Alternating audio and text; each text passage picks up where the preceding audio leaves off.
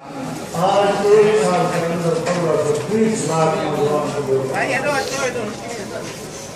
नौजवान के मुस्तकबिल को तारीफ किया गया।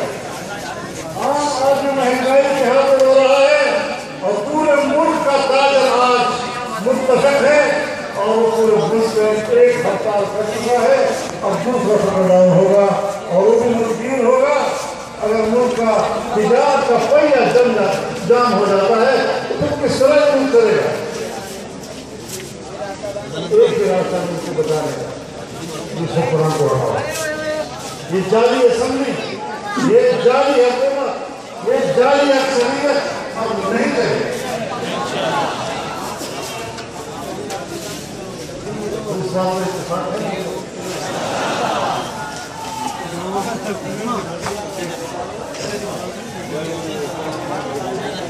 और हम बताएंगे कि अवाम का सैलाब क्या होता है।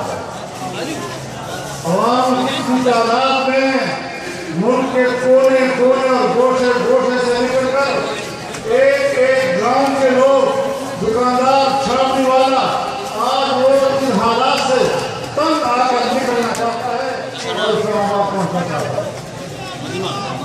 तो कौन मुतहद है और मदरसों से मत